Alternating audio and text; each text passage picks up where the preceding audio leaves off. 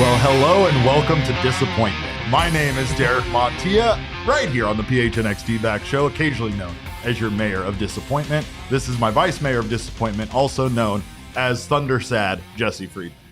Well, we talked yesterday about how the bullpen bent but didn't break. Today it broke, Derek. Today it broke. It broke. And the Diamondbacks remain broken with runners in scoring position. And I am broken. There's also that. I am broken. I'm absolutely broken by this game.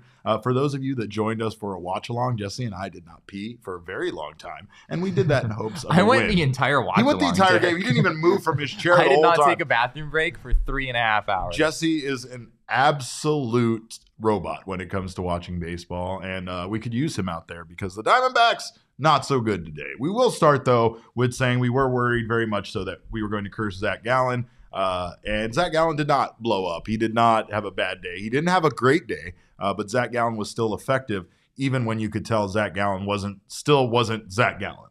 He wasn't. Yeah, this was another day for Zac Gallen where he was kind of fighting through things, and today the curveball seemed to be a little bit more there for him than it's been in his last few starts. But he was using it a lot. Yeah, he threw some good ones, but yeah, he didn't really have much else going for him.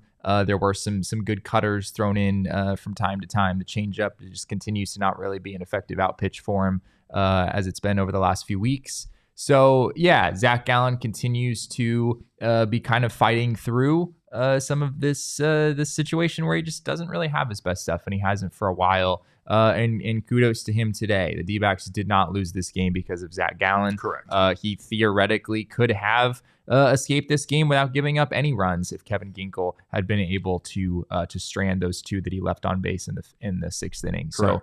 So yeah, overall not a great outing from Zac Gallen, but he was the least of the D-backs problems in this game. 5 2/3 innings, 5 hits, 2 runs, 2 earned because Ginkel did come in and couldn't get Zac Gallen out of the jam. 2 walks and 3 strikeouts. If we want to talk about things that we are concerned about, is the 3 strikeouts for Zac Gallen. Obviously, it's pretty weird. 2 walks, even that's kind of uncommon for him because we know about how long he went without giving up any walks. But that's not a concern as much as really the 3 strikeouts and the fact that Zac Gallen didn't have much today that he could put anybody away with. Yeah, he really didn't. That just sort of continues to be the case for him. And in this game altogether, he had 9 whiffs. And like we said during the watch along, Zac Gallen is usually in about the 15 range. If Zac Gallen is on his game, he's usually getting at least around 14, 15. He only had 9 in this one. 5 were on the cutter and then 4 on the knuckle curve. He did not get a single swing and miss on the fastball or the changeup in this game. Exit velocities were actually fairly low against him. 85.5 was the average. We've seen him have some pretty good starts where the average exit velo against him was quite high. So he was inducing some soft contact in this game. But yeah, it was not his sharpest outing of the season. Far from it. Here's the thing, though, is that Zac Gallen, like I said, did do enough to give the Diamondbacks a substantial 100% opportunity to win it was the game. 5-0. It was 5-0 when Zac Gallen walked off the mound with 2 outs, 2 on in the 6th inning. Yeah. And then the bullpened. And they did what the Arizona Diamondbacks bullpen has done. Not as often this season, obviously, as it has done it last season, but the bullpen remains a problem right now for this team. Jesse said they bent and didn't break yesterday. A lot of the same problems that we saw from yesterday's win was what went wrong for the Diamondbacks today. The bullpen, again, Kevin Ginkel cannot get out of the inning without giving up. I believe he gave up 3 runs before all was said and done. Then you also had a pretty good run there for a bit of a couple of guys. I think McGough came in and was surprisingly good, so I want to give Scott McGough his flowers because he gets blamed, obviously, for some of his rough outings. But then you had Jose Ruiz, who came into the 9th and actually looked like a fairly viable, pitcher to be in there in that position. He's able to get 2 outs.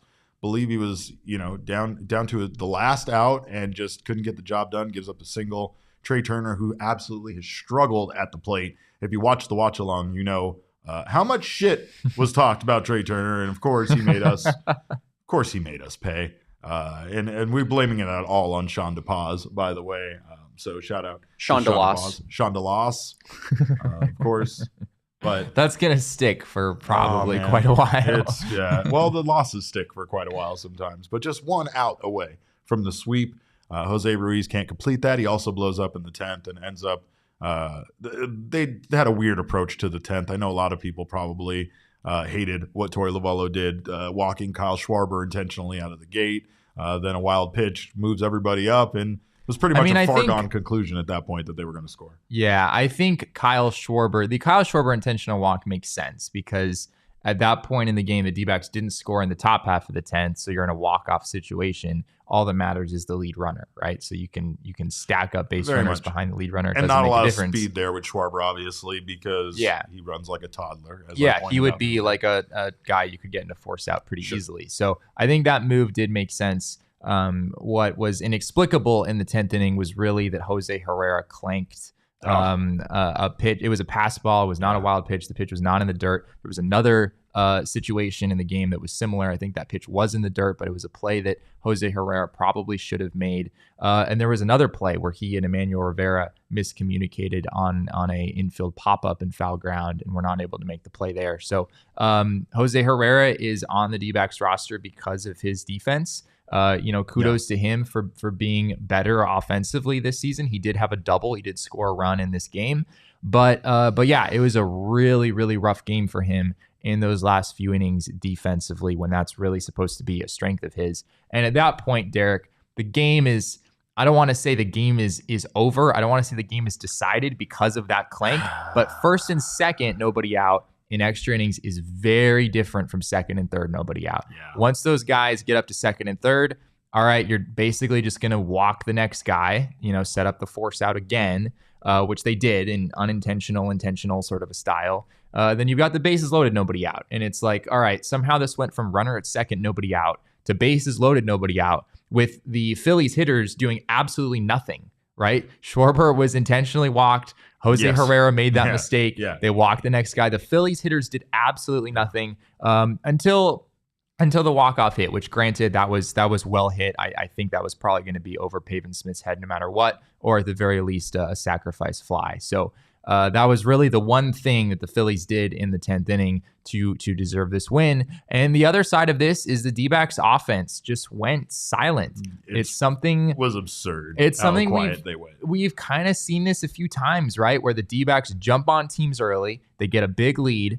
and then they just don't really do much for like 4 or 5 innings in a row. And that came back to bite the Diamondbacks in this one. As a matter of fact, in the summary of MLB.com, the top of the third, the top of the third after Emmanuel Rivera scores or gets a run, Evan Longoria hits that homer, and there's nothing else for the Arizona Diamondbacks on the summary after that. Everything else is pretty much the Phillies coming back because there were no major hits, there were no key moments, there were no runs added on. 5 runs is still enough runs that can win you baseball games, but really, the Arizona Diamondbacks offense just went stagnant with runners in scoring position. And again, going back to yesterday, their runners in scoring position situation didn't bite them, but it could have. And today it ends up because it's the exact same thing. 2 for 14 yesterday, 2 for 15 today.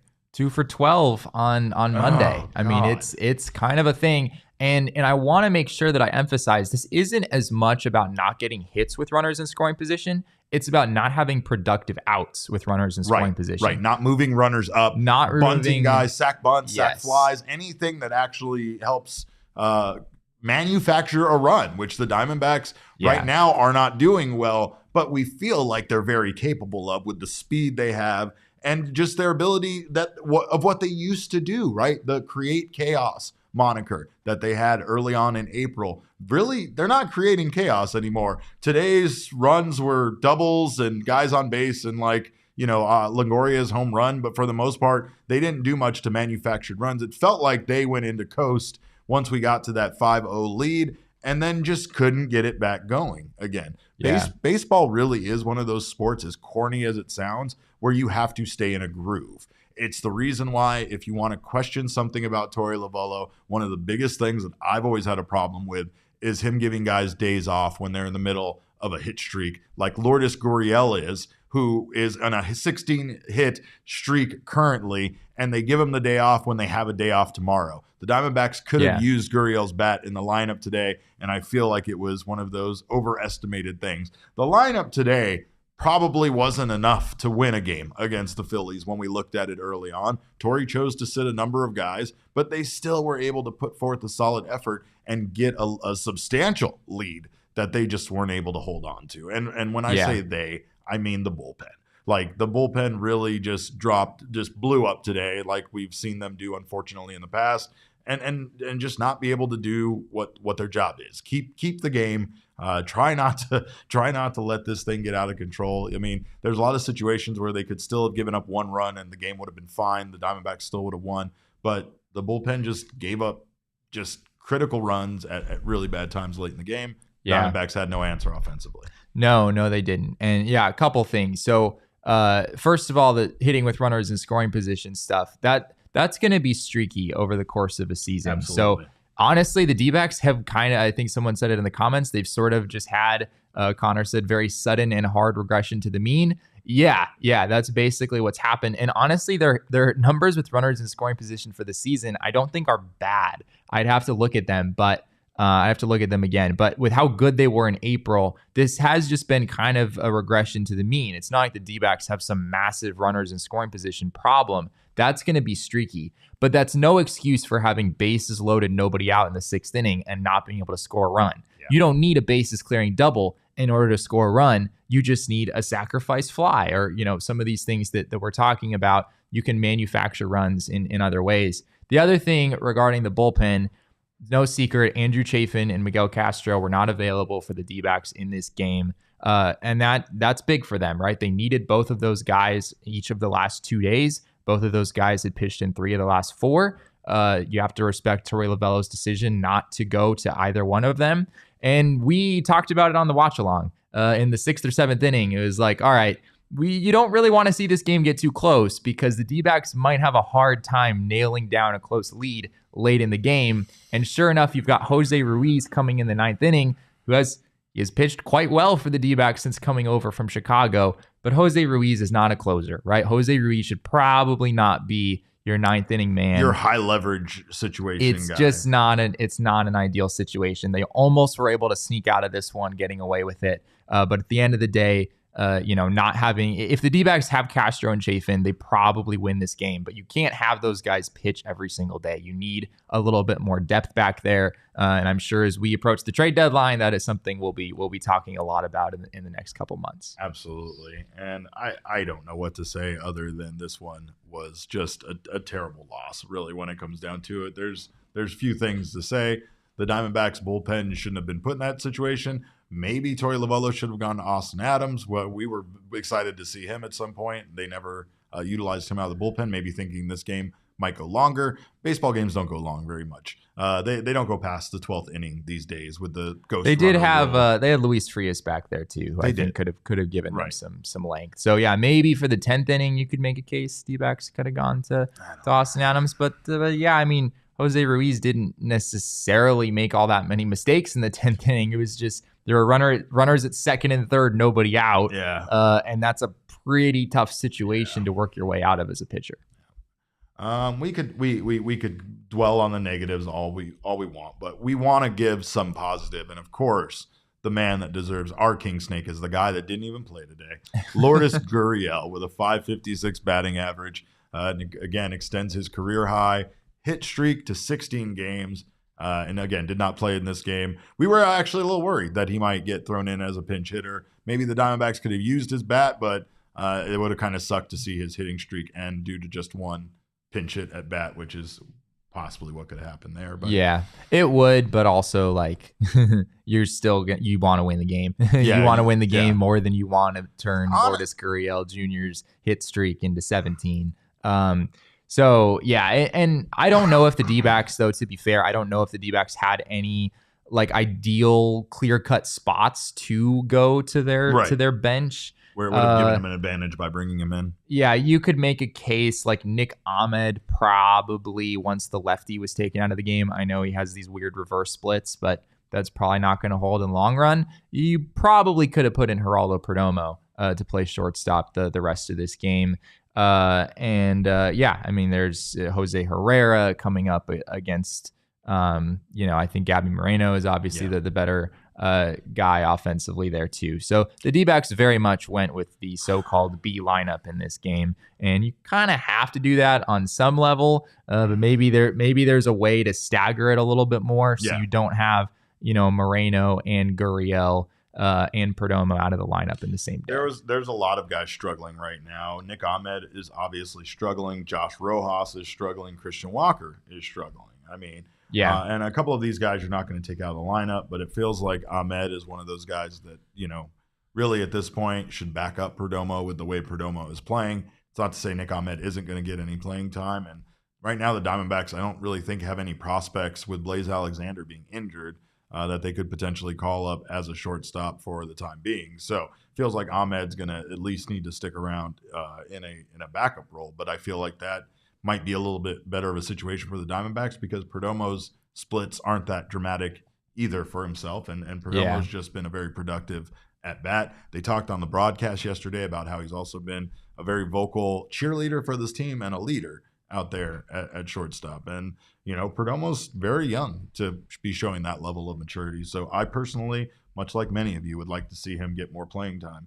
And maybe Torrey throw a little bit of these, starting pitcher splits kind of out the window and maybe go a little bit with the hot hand. But that remains to be seen because that's never actually going to happen. But it remains to be seen because we know it's not going to happen. We know it's not going to happen. It'll remain to be seen forever. But if you guys want to get ready for the summer, especially for the few Arizona Diamondbacks games where you'll go to where the roof will be open and the sun will be out. The heat is oppressive here. We're not doing the roof open thing anymore. But for gear built to last in this oppressive heat and in this sun, get yourself a pair of Shady Rays premium polarized shades. It's an independent sunglasses company with a world-class product. They are just as good as expensive sunglass companies, but not only will they not charge you as much, they also have a absolutely bonkers protection plan that will give you this kind of protection. Every pair of sunglasses is backed by lost and broken replacements. If you lose or break your pair, even on day one, they told us they will send you a brand new pair, no questions asked. They have your back long after your purchase. You can check them out right now at Kierland Commons, a full-stop shop for all things Shady Rays. And if you don't love your Shady Rays, if you get them, for instance, online, you can exchange them for a new pair or return them for free within 30 days. There's no risk when you shop. Their team, again, always has your back. And exclusively for our PHNX listeners, Shady Rays is giving out their best deal of the season. Go to shadyrays.com and use code PHNX for 50% off 2+ pairs of polarized sunglasses. Try for yourself the shades rated 5 stars by over 250,000 people. And I will say this. I have like 6 or 7 pairs of sunglasses. Jesse's seen them. I have a lot of sunglasses. The Shady Rays have taken over by far as my favorite pair of sunglasses. They're incredible, and they're just they block out the sun better than everything else, especially when you're driving. That's a big thing. You need polarized glasses for driving in Arizona. But speaking of driving, don't miss out on the Keeping It 100 golf tournament at Dobson Ranch on May 26th. It's right around the corner. It's this Friday. Pins and Aces will be out there with prizes and all sorts of fun stuff. And you got to check out Pins and Aces as well. It's our official golf apparel partner of PHNX and ALLCITY. We have an absolutely incredible Phoenix polo that Pins and Aces designed and put out. It that is will lovely. Be part of that. I love it so much. I can't wait. We're all a little skeptical of Phoenix around here, but like a whole bunch of them on a shirt. It's like, we want that. More is better. More is better. Check out the Big Drive Energy podcast, by the way, wherever you get your podcasts if you love golf. And check out Pins and Aces if you need to get yourself an amazing polo, hat, golf bag, or even a beer sleeve for your bag, which is something we should all have. You can check out pinsandaces.com and use code PHNX to receive 15% off your first order and get free shipping. That's pinsandaces.com. Chris Melton says, I just want to come to heckle the golfers. Do it. Yeah, that's totally allowed. That's what we're all gonna. Yeah. I'm not there to golf. Or you could be like Susan and just come out and encourage them, like she used to do for the players. I haven't seen her out in a while, but when she come out and hey, let's go, Christian Walker. Anyway, that's always fun to do. But we thank you guys for being here right now on the PHNX Sports YouTube channel. If you haven't subscribed to the channel, please do so already. Sign up for notifications that way you don't miss when we go live, and leave us a thumbs up. just so that Jesse knows how much you love him. If you're listening on your favorite audio podcasting app, please subscribe to us there. Leave us a review. We always appreciate your feedback, even though we don't really want to. We don't want to talk about this series anymore because we are so disgusted by this game that we saw today. The D-backs won 2 out of 3 on the road against the team that was in the World Series last year, right? They do this to me so much. Like, again, this goes back to what you were saying. This is a team that if you would have told me they were going to be in this spot earlier on, I wouldn't have really believed you, right? It's definitely one of those things that would have made me say, no, that's not possible. The Diamondbacks will not be 29-21 midway through May. Still fantastic. But it's like there's just so many of these series where it just feels like they dominated the opposing team. This one, maybe not so much, but it felt like they should have gotten a sweep in this one. And for them to essentially snatch a loss out of the jaws of victory is kind of maddening. But let's take a look at the numbers on this series. We got 15 runs to 12 runs in the long run, which doesn't feel, once again, like a dominant Diamondback series win. But, hey, they scored more. Hits are very close. Errors, close.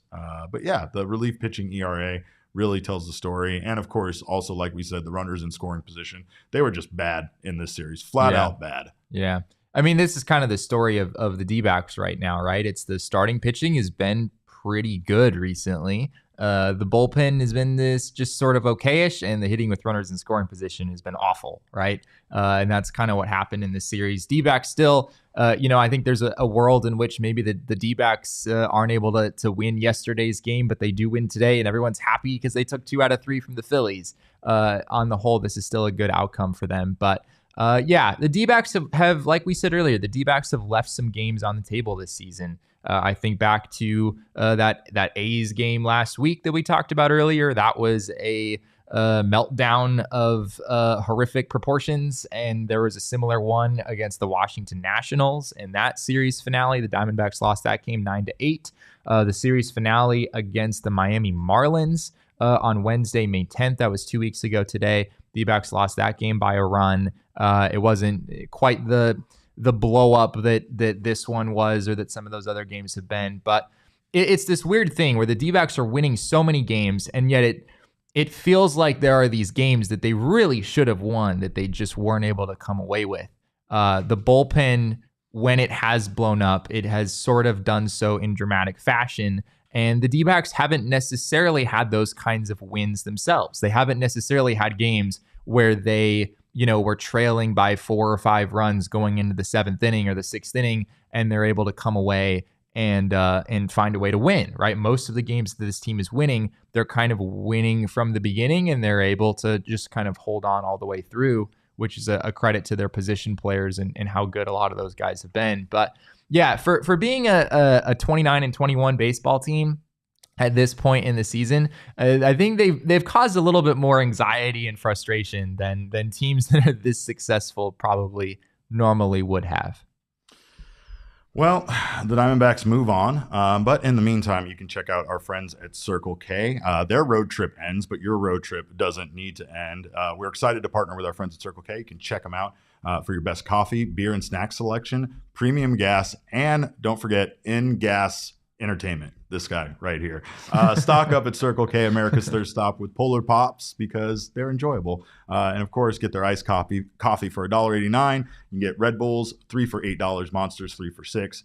Make sure you're not missing out on all this great stuff. Right now, you can text PHNX to 31310 to join their SMS subscriber club and get a buy one, get one free offer on 32-ounce Polar Pops. Head to circlek.com/store-locator to find Circle K's near you. Cheapest gas too, by the way. The one across the street from us on Roosevelt and 7th is like, the gas price goes down every day recently. I love that. Yeah. The one by my house, the gas station, unnamed gas station by my house, is not doing that same thing. So check out Circle K to fill up as well. And of course, don't forget to check out Tiny Derek on the little television screen there as well. Also, you can grab Four Peaks at Circle K, or you can grab Four Peaks wherever you get your beers. You can get Four Peaks also at the 8th Street Pub. They have a wonderful variety of beers if you haven't checked them out yet. Kilt Lifter being the number one that everybody has heard of, but they have a wide variety. Wow Wheat being one of my favorites, Hop Knot, all sorts of great stuff. So check out Four Peaks. And of course, they are giving you some tickets to an Arizona Diamondbacks game with their Four Peaks 4 Seats promotion. One lucky winner will get 4 seats to an upcoming Diamondbacks game. Tickets come with D-backs, so you can grab some food and some wonderful Four Peaks beer while you're at the stadium. And go to Four Peaks Brew on Instagram. The link is in the bio. You can check out at Four Peaks Brewer or at Four Peaks Pub to keep up with the latest at Arizona's hometown brewery. Must be 21 or older to drink Four Peaks, and please drink responsibly. Let's take a look at the probables for the Diamondbacks coming back here to Chase Field, and let's take a look at what they have lined up. Yeah, well, we don't really know for sure if Brandon Pfaadt is actually going to pitch in this game. So these your probables are fraudulent here, Damon. They're just no, I'm kidding. I think Brandon Pfaadt is the guy who lines up for the Friday game. So we'll see if he makes that start. There's a chance that Zach Davies ultimately comes back for the Diamondbacks and starts that Friday game instead of Brandon Pfaadt, and Pfaadt gets sent down, but he is the guy who currently lines up. I did notice earlier today that the Reno Aces had probables lined up for Friday and Saturday. I wouldn't necessarily think that would be much to read into. The D-backs could just make some maneuvers there and slide Pfaadt in if that's the decision that they make in the long run. But yeah, we get Chris Sale at Chase Field on Friday. He's not quite the pitcher that he used to be, but the Red Sox are kind of a similar team to the Diamondbacks in a lot of ways. Their position players have been quite good. They don't strike out a lot. They put the ball in play, and their starting pitching has been a little shaky, as you can see here. I wouldn't read too much into Brandon Pfaadt's ERA at this point with how many starts he's had and how bad, of course, the first couple of That's fair. those went. Yeah, and again, true. Like Jesse said, we don't even know if Brandon Pfaadt is actually going to start in this spot, but it makes the most sense. And at least for now, I don't know. Things could happen very quickly. But the Boston Red Sox come to town for the first time since 2019. So a long time since we've seen them. Yeah, we'll see them more part frequently of this now. new balanced schedule thing that we got going on. I love it. Yeah. What are your thoughts, though, about seeing more teams like the Red Sox? I mean, obviously, that's a great thing because, we talked about the schedule that the Diamondbacks have. We talked about May being an easy month. I know we want to get very mad about this particular game. And you know what? I'm going to let you. Go ahead. Be mad. Go ahead and fire us all of your fire everybody tweets and all of that. We'll be fine with it. But keep things into perspective. The Diamondbacks have won so far the last 3 series. They won all 3 series on the road, which isn't easy to do when you're talking about a 9-game road trip like this. Yeah. So they took care of business, even though they didn't get the job done in some of those games that they should have won. Like some of you said, maybe they'll learn from this going forward. Maybe this will be a great, opportunity. Like it's always good not to, I guess, win too much, because at times you need a reminder how easy it is for things to go south.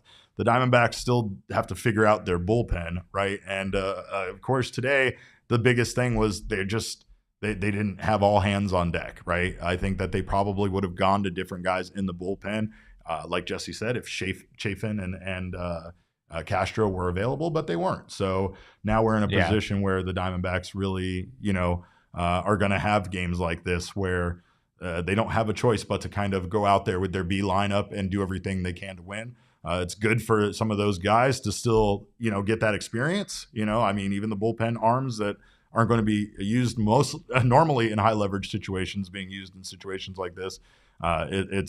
It's good experience for them, and hopefully they rebound from it, kind of like what we've seen from Scott McGuff since he had his couple of shaky starts. I think, though, that, again, for the month of May, the Boston Red Sox come to town. They're still a very good team. But the Diamondbacks, again, they still have a few games left in this month against teams that they can win against. And this is another winnable series, especially with the starting pitching for Boston being kind of as bad as it is. Yeah, it's a little bit more of a difficult homestand. You've got the Red Sox for 3, the Rockies for 3. It's a little bit of a break. And then you got the Atlanta Braves next weekend, who, of course, one of the best teams in the league, if not, the best team in the league, or at least in the National League. So, I think this will be a fun series. I personally am looking forward to it. I've never seen the Red Sox play in person in my life. Wow. They don't really make their way to this part of the country very often. I've never been to Boston in my life either. So it should be fun to watch. I, for one, am a huge fan of the balanced schedule, and I think this is going to be a big weekend potentially for the Diamondbacks attendance-wise. It'll be interesting to see how these Red Sox games draw. It will also be interesting to see how many Red Sox fans there are in attendance at Chase Field, because you figure them being here for the first time in 4 years, there might be quite a few. But yeah, it should be a fun series all the way around. And Chris Sale, like I said, is not the pitcher that he used to be, but he is still, I think, pretty good. He's a lot better than his ERA will tell you. We'll see if Zach Davies is making that start Friday, or whether it will be Brandon Pfaadt as scheduled. And then the rest of the series, you've got Tanner Houck pitching for the Red Sox, as well as Garrett Whitlock, both pitchers who have been just okay this year. Yeah. So on the whole, things line up reasonably well for the D-backs.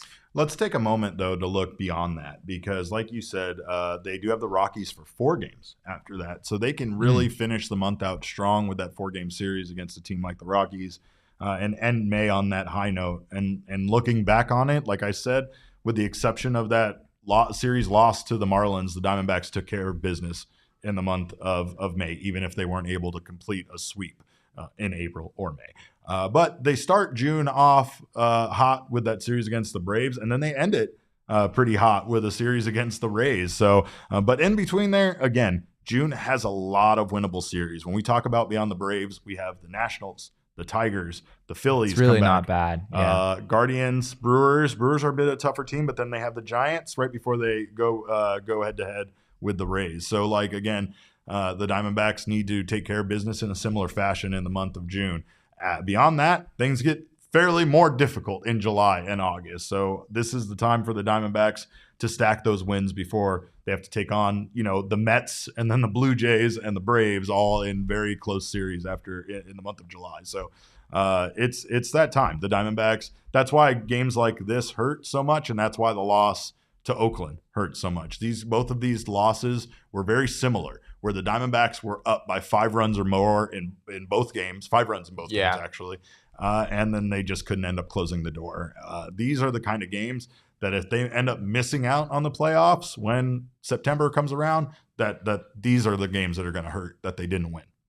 Yeah. And hopefully we don't get to that point. We talked the other day about how the D-backs playoff chances, according to Fangraphs, have tipped in the above 50% range. So they're in a really good spot. And that's the big takeaway, I think, overall, is that the Diamondbacks still took care of business in Philadelphia. They took 2 out of 3 against a team that is struggling, but still has some pretty good hitters in there. I don't believe for a second that Trey Turner is going to have a 650 OPS for the entire season. Unfortunately, he sort of started his breakout against the Diamondbacks. Do we want to talk about what Sean said? You wish he maybe, I mean, we kind of already sort of alluded to it. Did we specifically say the thing? Did we fill people in that weren't watching our watch along as to what Sean DePaz did? Yeah. We have not done that. Would you like to do the honors? Damon, can you jump in and recap it for us? So before Trey Turner walks up, there's 2 outs and 1 runner on after a one single. runner on, and Sean makes sure to say, "Hey, Trey Turner sucks," and we're all like, "Whoa, what? Let's not do that right now." And he immediately hits just a monstrous home run. Yeah. Classic Sean, just mushing the whole organization. Disgusting. Classic Sean. Sean DeLoss. Anyway, well, we thank you guys for being here. We thank you, those of you that stuck around for both the watch along and this show. God bless you. We know it's been a long afternoon. It has been for us and Jesse's bladder. It's been almost 5 hours. Yeah, just 5 hours straight of looking at our dumb faces, but we appreciate you for it. If you need something else to do besides this, make sure to check out Octane Raceway and Mavericks. It's an absolute blast, and you know what? You don't even need to have kids to go check it out. It's a great place for adults to go have adult fun. And kids can go too. But Mavericks has free bowling for veterans on Memorial Day. So all veterans and active duty personnel who show their military ID from 10 a.m. to 3 p.m. will get free bowling. In addition, the venue will open early at 10 a.m. and feature some doorbuster deals, including buy one, get one free $20 game cards and buy one, get one free laser tag from 10 a.m. to 11 a.m. Octane is also offering free axe throwing to all active and retired military personnel. You just need your military ID. So show up on Memorial Day and have yourself a fun time. They're also going to have kids bowl free programs this summer and so much more. You can book some fun this summer over at Octane Raceway and Mavericks. Kart racing, virtual reality, laser tag, axe throwing, bowling, arcade, great food and drinks. Tons of different events throughout the summer. Check out octaneraceway.com and mavericks.com to learn more. But the thing we want to do is we want to go watch baseball. And like we said, the Boston Red Sox are coming to town. The best place to grab your tickets for that is last minute over at Game Time, because Game Time not only has a beautiful app that's easy to use, but also has you covered for concerts, shows, and sporting events. It's the place for last minute ticket deals, and it is the fastest growing ticket app in the country for a reason. You can snag the tickets without the stress with Game Time. And procrastinators, this one's for us. We can get them last minute. We can avoid the FOMO and just go to the event. Download the Game Time app now. Create an account and use code PHNX for $20 off your first purchase. Terms apply. Again, create an account and redeem code PHNX for $20 off. Download Game Time today. Last minute tickets, lowest price, guaranteed. AZ Sports Girl wants to attack Sean. I understand. So the rest of us. Cogs says this is Espo territory. I also agree with that. Cogs just wants to be blamed of any free blame himself. And remember, you abandoned us and the offense. So we don't forget that either, Cogs. But we thank you guys for being here. We will be back tomorrow at 1 p.m. Even though there is no baseball game, we will be here for you to provide you with the baseball entertainment that you so richly desire. It's Power Rankings Day. Power Rankings Day. Come on through. Talk about some other national narratives. Maybe I don't know. Maybe some trade deadline targets in May. We going there? Are we ready for that? It's never too early to talk trade deadline targets. Jesse, you know that with me. But in the meantime, you can follow us on Twitter. I am at cap_caveman with a K. Jesse is at Jesse and Friedman. Damon is at Damon Dog with a DAWG and a roar at the end. Our show is at PHNX D-backs. But of course, all roads lead to at PHNX_sports on Twitter, Instagram, and Facebook. We thank you guys so much for your time. We thank you so much for sticking with us. And remember, kids, baseball is fun, but God damn it, it's so much more fun when you can hit with runners in scoring position.